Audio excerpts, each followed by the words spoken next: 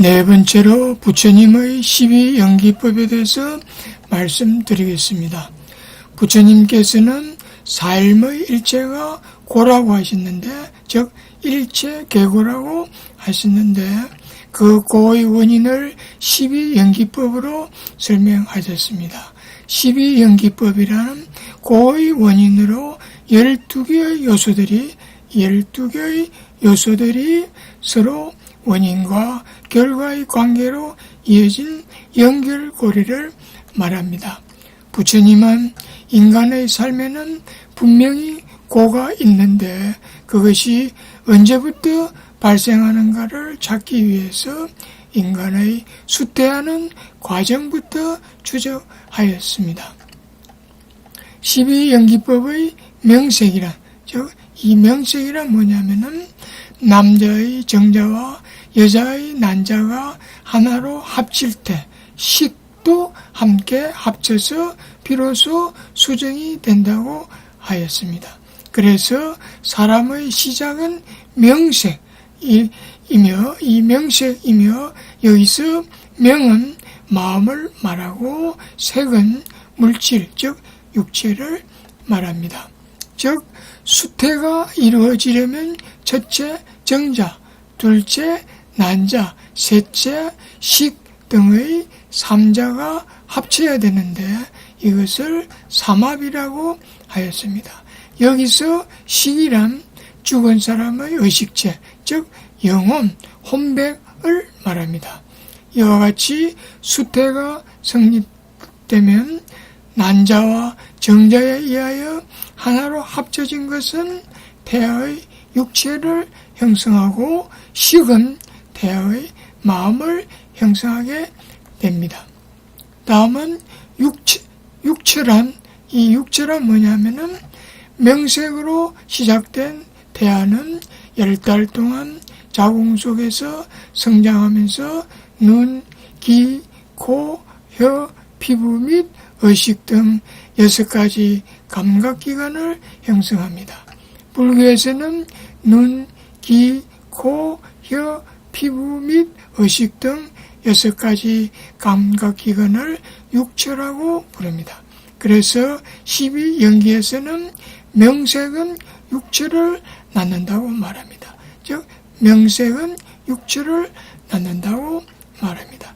다음은 촉이란, 이 촉이란 뭐냐면은 갓난아기가 태어나서 1에서 2세가 되면은 육체, 즉 눈, 귀, 코, 혀, 피부, 의식 등 6가지 감각기관이 그 본성에 의하여 외부 세계와 접촉을 하게 됩니다. 이 접촉을 불교에서는 촉이라고 부릅니다. 그래서 12연기에서는 육체는 촉을 낳는다고 말합니다. 육체는 촉을 낳는다고 말합니다. 다음은 수란 무엇인가? 수란 무엇인가 하면은 아기가 3살에서 5살 사이가 되면은 자신의 의식을 표현할 수 있게 되고 외부 세계의 현상을 접촉에 의하여 의식적으로 받아들이기 시작합니다. 이것을 지각, 즉 수라고 부릅니다. 이때부터 사람은 개체성이 명확히 드러납니다. 즉 동일한 사건이나 사물에 대하여 사람에 따라서 즐거운 것으로, 괴로운 것으로, 혹은 아무렇지도 않은 것으로 받아들이게 됩니다. 그래서 12연기에서는 촉은 수를 낳는다고 말합니다. 촉은 수를 낳는다고 말합니다. 다음은 애에 대해서 말씀드리면은 사람이 성인이 되면은 지각, 즉 수의 본성에 의하여 탐욕이 생깁니다. 이 탐욕을 애라고 부릅니다. 그래서 12연기에서는 수는 애를 낳는다고 말합니다. 수는 애를 낳는다고 말합니다. 다음은 치에 대해서 말씀드리면은 치란 성인은 애의 본성에 의하여 집착을 하게 됩니다. 이 집착을 불교에서는 치라고 부릅니다. 다시 말하면 사람은 기쁨이나 쾌락을 경험하면은 그것을 자기 자신의 것으로 만들려고 애쓰고 슬픔은 멀리하고 싶어 하게 됩니다. 그래서 12연기에서는 애는 치를 낳는다고 말합니다. 애는 치를 낳는다고 말합니다. 다음은 유란 무엇이냐 하면은 이 유란 성인은 치의 본성에 의하여 죽지 않고 살고 싶어 합니다. 이것을 불교에서는 유라고 부릅니다. 다시 말하면 유란 존재에 대한 집착을 말합니다. 그래서 12연기에서는 치는 유를 낳는다고 말합니다. 치는 유를 낳는다고 말합니다. 다음은 생이란 무엇이냐 하면은 사람은 유, 즉 존재에 대한 집착을 가지면서 살아가는데 불교에서는 이것을 생이라고 부릅니다. 그래서 12연기에서는 유는 생을 낳는다고 말합니다. 유는 생을 낳는다고 말합니다. 다음은 노사란 무엇이냐? 노사란 뭐냐면은 생을 조건으로, 즉 살기는 살지만 늙음을 피할 수 없고 죽음을 피할 수 없어 죽게 됩니다. 불교에서는 이것을 노사라고 부릅니다. 그래서 12연기에서는 생은 노사를 낳는다고 말합니다. 생은 노사를 낳는다고 말합니다. 다음은 무명이란 무엇이냐면 이 무명이란 사람이 죽으면 육체는 없어지지만 마음, 즉 영혼, 혼백은 없어지지 않습니다. 사후의 마음에는 전생에 있었던 모든 경험이 불성에 붙어 있는데 이와 같이 불성에 붙어 있는 전생의 기록물을 불교에서는 업식 혹은 무명이라고 부릅니다. 불성이 있는데 여기에 업식이 붙어 있다는 뜻입니다. 왜 무명이냐 하면은 불성의 밝은 부분을 가리고 있기 때문입니다. 그래서 12연기에서는 노사는 무명을 낳는다고 말합니다. 노사는 무명을 낳는다고 말합니다. 다음은 행이란 뭐냐면은 사람이 죽은 후에는 남게 되는 무명, 즉 업식은 살아있을 때의 섭이 그대로 남아있어 살고자 하는 강렬한 욕망을 가지고 있습니다. 이와 같이 다시 살아보고 싶다는 욕망을 불교에서는 행이라고 부릅니다. 그래서 12연기에서 무명은 행을 낳는다고 말합니다. 무명은 행을 낳는다고 말합니다. 다음 식이란 뭐냐 하면은 이 식이란 다시 살고 싶어하는 욕망은 다음 생에 필요한 정신적 주체가 됩니다. 이 정신적 주체를 불교에서는 식이라고 부릅니다. 그래서 12연기에서는 행은 식을 낳는다고 말합니다. 행은 식을 낳는다고 말합니다. 이상에서 살펴본 바와 같이 부처님은 12연기법에서 인간을 명색이라 하였고 명색, 즉 마음과 색, 즉 육체는 각각이면서 서로 결합된 존재라고 하였습니다. 현대 과학에서는 과연 인간의 몸과 마음은 각각이며 서로 결합체로 생각하는가? 선진 외국의 과학에서는 그동안 마음은 단지 뇌에 부속되어 있고 뇌의 정기적 혹은 생화학적 부산물에 불과할 뿐이며 그래서 마음은 별반 중요하지 않다는 견해를 지속해 왔습니다. 그러나 1975년 하버드의대 내과 교수인 허버트 벤슨, 이 허버트 벤슨이 명상에 관하여 처음으로 연구 결과를 발표하였으며 그 이후 벤슨은 명상에 관한 수많은 연구 논문을 발표하였습니다. 1980년대에는 명상이 질병 치료에 효과적이라는 연구 결과들이 발표되면서 극소수의 의사들은 명상에 관해 관심을 갖기 시작하였습니다. 드디어 1993년부터 미국 보안대치약센터 NCAM은 명상에 관한 연구비를 지급하면서 과학자들이 명상을 적극적으로 연구하기 시작하여 마음의 현상에 관한 엄청난 연구 결과가 발표되었습니다. 예를 들어 보겠습니다. 영국의 생물학자 쉘드레이크는 마음은 뇌에 부속되어 있는 것이 아니라 뇌를 넘어서 확장될 수 있다고 했습니다. 이렇게 확장될 수 있다고 하였고, 그래서 마음을 정신의 장이라고 불렀는데, 이와 같이 마음이 공간을 초월하여 멀리 확장될 수 있는 것은 마음이 양자물리학의 비국소성 원리를 따르기 때문이라고 하였습니다. 또 미국의 과학자인 브레이드는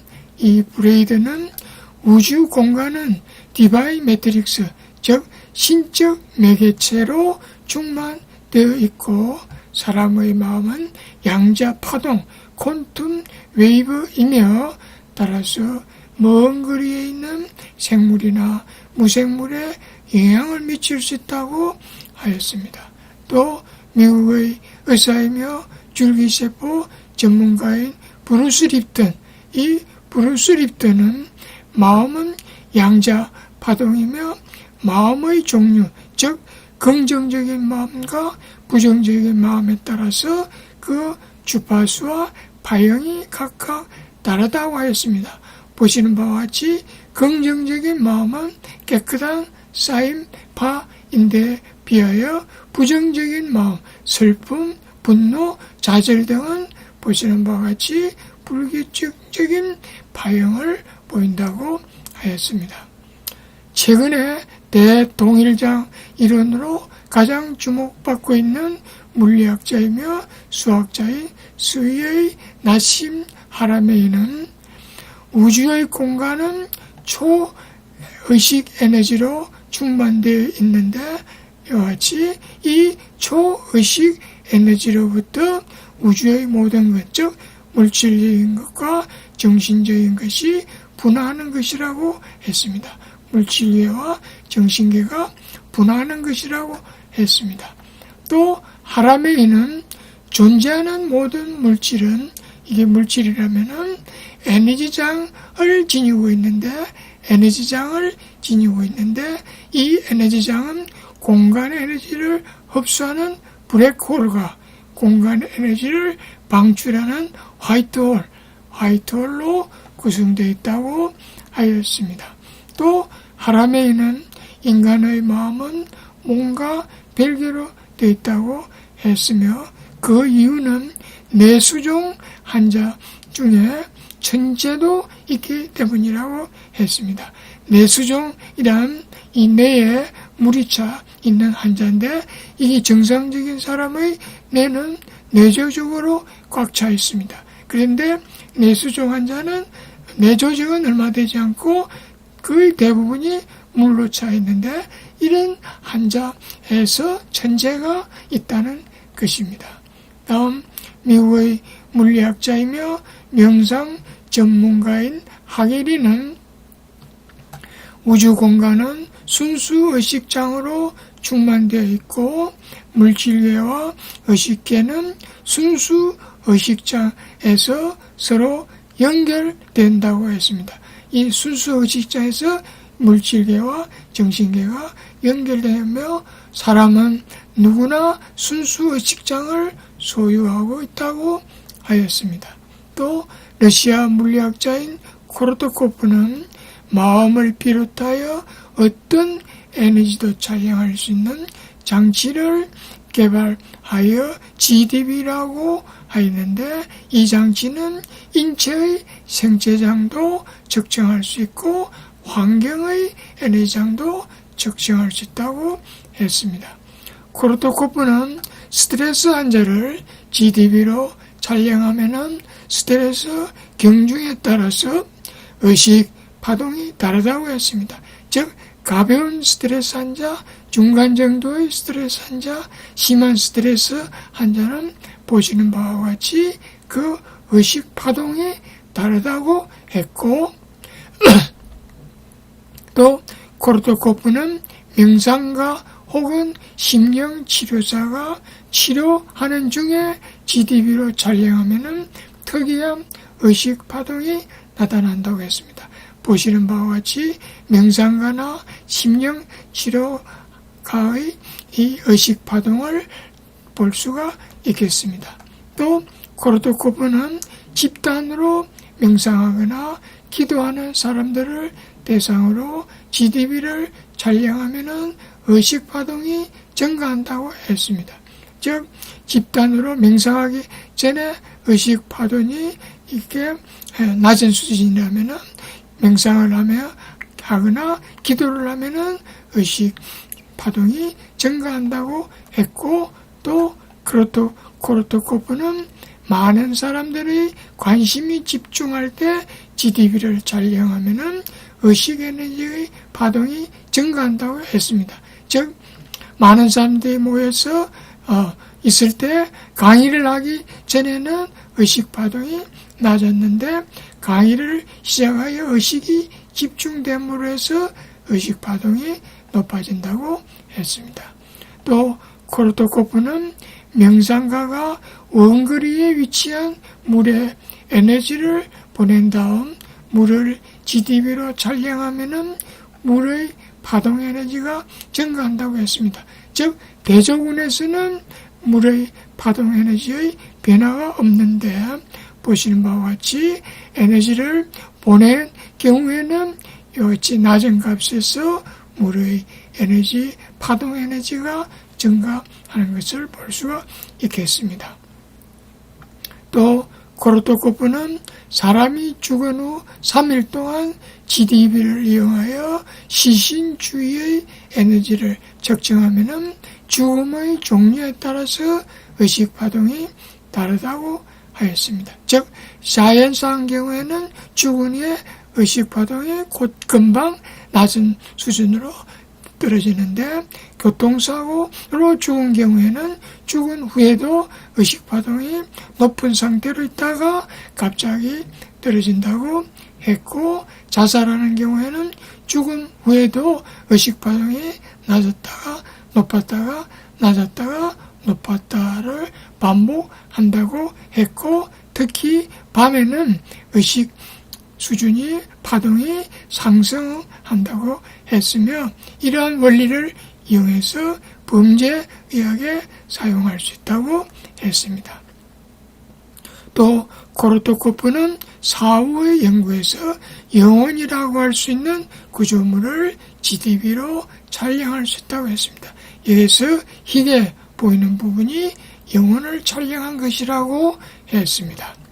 그래서 코르토코프가 내린 결론은 사람의 몸과 마음은 각각이며 마음은 몸의 부산물이 아니라 전혀 다른 시공간적 존재라고 했습니다. 그리고 마음이 몸에 전달되는 과정은 마음에서 뇌로 전달되고 뇌에서 신경계로 전달되고 신경계에서 몸으로 전달된다고 했습니다. 다음은 러시아 물리학자인 아키모프는 우주의 허공, 이것을 물리적 진공이라고 하는데 우주의 허공은 토션 필드라는 초의식적인 것으로 충만되어 있는데 이 토션 필드에서 물질적인 것과 정신적인 것들이 발생한다고 했습니다. 즉 물리적 진공이 있고 여기에 토션 필드가 충만되어 있고 여기서 물질계와 정신계가 분화된다고 했습니다. 아키모프는 존재하는 모든 것은 토션 필드를 지니고 있는데 이때 토션 필드는 우회전하는 것과 좌회전하는 것이 공액 상태를 이른다고 했습니다. 이때 좌회전하는 것은 인체에 해로운 것이라고 했습니다. 아키모프는 명상치료사 혹은 영성치료사가 환자를 치료할 때 치료사의 주변에 의식의 파동을 볼 수 있다고 했습니다.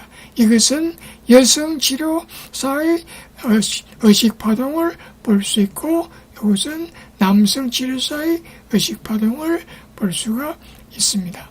또 아키모프는 명상을 하면은 명상하는 사람 주위에 의식이 파동이 나타난다고 했습니다. 즉 여기에 명상하는 사람이 있고 이 사람의 주위에 이와 같은 의식 파동이 나타난다고 했습니다. 또 아키모프는 집단 명상 시에도 집단적인 의식의 파동이 나타난다고 했습니다. 이러한 집단 명상을 하면은 그 주위에 집단적 의식 파동이 나타난다고 했습니다.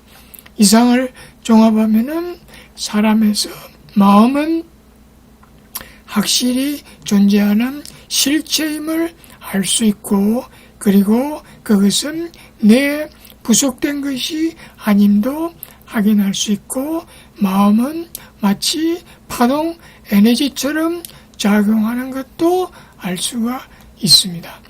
이러한 연구 결과를 종합할 때 다음에서 보는 여러 가지 마음 이론 중 어느 것이 옳은가는 자명합니다. 현대의학에서는 A와 같이 즉 요거와 같이 마음은 내의 정기적 혹은 생화학적 부산물로 생각하고 있습니다. 그리고 칼 브리븐과 같은 신경과학자는 B와 같이 마음은 내의 에너지장에 위치하고 있다고 생각합니다. 그러나 러시아 과학자들과 앞에서 말씀드린 하라메인이나 하게린 등은 마음은 내와 별개로 이와 같이 별개로 존재한다고 생각합니다. 연자도 시가 이와 같이 시가 옳다고 생각합니다. 따라서 최신 과학자 중에서도 마음은 뭔가 별개라는 부처님 말씀을 따르고 있음을 알 수 있습니다. 즉 내가 있고 내는 내의 에너지장도 또 따로 있고 또 별도로 마음이 있다는 사실입니다.